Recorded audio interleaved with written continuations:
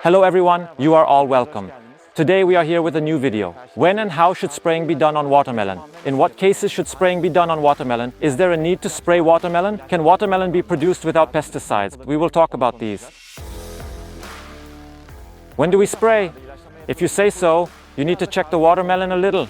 Is there any problem with watermelon? Are there any pests in watermelon? Is everything going well? How does the watermelon fare under the veil? Is there a problem with watermelon when it is small? How does a watermelon progress when it grows? What happened after the rains? What happened after the watermelon was watered? You need to proceed by checking all of these. If the watermelon is not facing any diseases, of course you should not spray it. When you fertilize watermelons, you can also fertilize using a drip irrigation system. You can also spray using a drip irrigation system because it drips directly onto the watermelon roots. You can mix the pesticide or fertilizer into large barrels and use it through the pipe, right next to the pipe from which the water engine draws the water. After the watermelon planting process is completed, we first apply pesticides to protect it from the scourge. This spraying is to prevent insects from cutting the watermelon root. After planting watermelons, we irrigate. The water engine runs very little, around 15 minutes. We either spray immediately with live water or we spray immediately after live water. We will spray within a few days at the latest. The reason for giving this medicine is that pests such as watermelon roots and onion worms do not harm it. Otherwise, it may cut the watermelon root. This causes the watermelon to rot and disappear.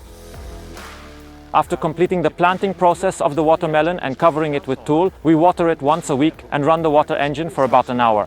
We water the watermelon without drying the soil too much. If it gets too hot, we water a little more. After about 40 days, we remove the tulle on the watermelon. After removing the veil, we give medicine to the watermelon. This medicine is a flea medicine. It can also be said here as basara. If we do not throw away this medicine, we may face flea disease. Time passes and the watermelon begins to grow. We give the same medicine we gave after removing the veils 1 month later. In other words, it is the medicine we give to protect against fleas. We also give fungicide. This may vary depending on the condition of the watermelon. For example, if there is a lot of rain, a fungal disease occurs in watermelons. The root parts of the watermelon collapse. It's like it's dried out. Watermelon does not like too much rain and gets infected directly. We try to prevent this disease by giving fungicide. This year, watermelons were exposed to too much rainfall, and we faced this disease. We took such precautions to prevent this disease from growing.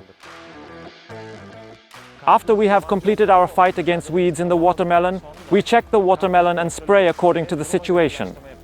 This medicine is also given for flea or fungal disease.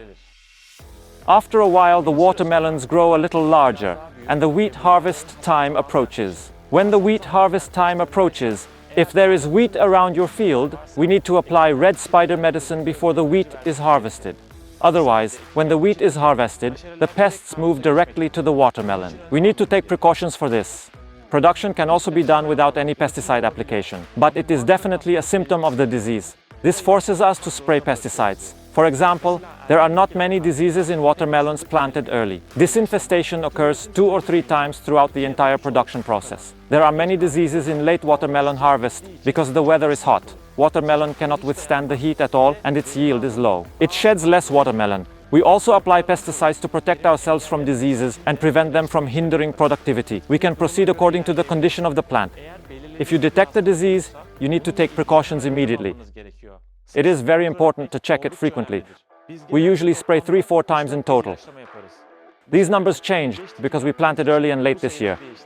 We did this much for the watermelons we planted early, but we had to spray a few more times for the watermelons planted late. In general, the status of both diseases and pests varies depending on the climatic conditions, environmental factors, and soil structure of the watermelon. You should check the watermelon often. By taking precautions in case of any symptom, you can produce healthy and efficiently. You can do this using chemical methods or natural methods. If you ask what chemical methods are, we are talking about drugs approved entirely by the Ministry of Agriculture. Watermelon is a delicate plant. Watermelon prefers dry weather. Watermelon doesn't like rain. Especially after it rains, diseases begin to appear on watermelons. Collapse occurs in the root parts. You'll know when you see a watermelon exhausted. When this happens, you should spray the watermelon. This is just an example. You may encounter many events like this. We spray with a back pump, sprayer, or drip irrigation system.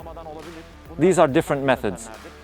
If your watermelons are small, you can easily give them with a back pump. Because watermelon roots are small anyway. The watermelon arms have not yet grown. You can easily spray without wasting too much water. If your watermelons have grown very large and have reached sufficient arm's length, you can use a sprayer. We have an old tanker and we have been using it for years. With the spray tanker, if there is wind, we can spray it on the entire field with direct turbo without touching it. However, if there is no wind or if it blows in the opposite direction, we spray by hand to avoid wasting the pesticide and damaging the surrounding plants. The pressure rate of water is higher in pesticide tankers. You can easily spray the surrounding area from where you are. Of course, there is no such thing as when the watermelon is small, you have to give it with a back pump, or when the watermelon is big, you have to give it with a pesticide tanker.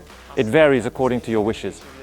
For example, when a watermelon grows, you may need to fill a lot of backpacks, because you need to spray more places. But if you spray it with a back pump when you are little, you can spray all your food by filling the back pump 2-3 times. Because the watermelon becomes smaller, if you want, you can give it to them by tanker when they are little or when they are big.